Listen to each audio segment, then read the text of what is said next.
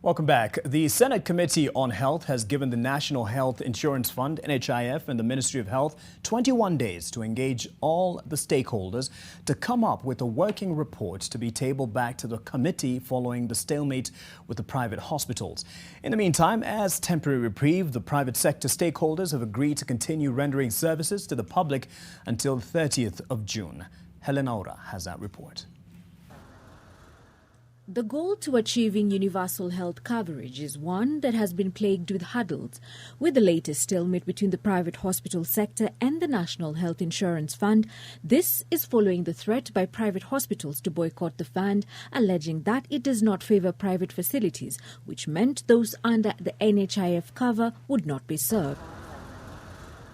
Today, the Senate Health Committee issued a 21-day deadline to both the National Health Insurer as well as the Ministry of Health to reach a consensus and iron out all the necessary issues so as to reach a lasting agreement to render services to the Mwananchi.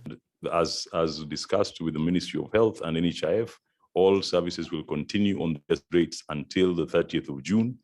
By that date, we trust that we will have gotten an agreement in terms of what new rates will be in operation. We are committed to continuously provide adequate benefits for our members as per our mandate, protect the fund and protect the contributions of our members.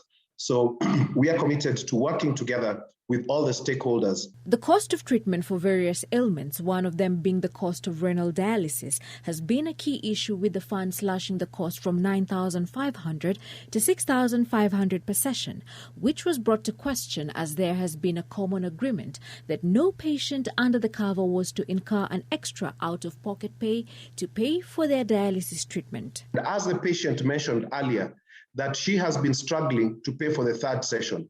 And the third session is actually recommended by doctors for those patients who have severe disease, meaning that those who actually need it most were lacking that, and that was leading to poor outcomes. Costs is actually 4,853. That is the cost of consumables in a dialysis session. And this includes the hemodialysis bloodlines, the dialyzers, and that is the high flux type with a surface area of 1.9. There are the syringes and the utilizables like gloves, face masks, scalp cap, and all that. Other issues that are also yet to be tackled within the 21 days are the cost of doctors' fees, the cost of pharmaceutical supplies, which contribute between 30 to 40% of the healthcare in the country, the need for equal service delivery across the board, as well as a standardized terms of service delivery across the private and public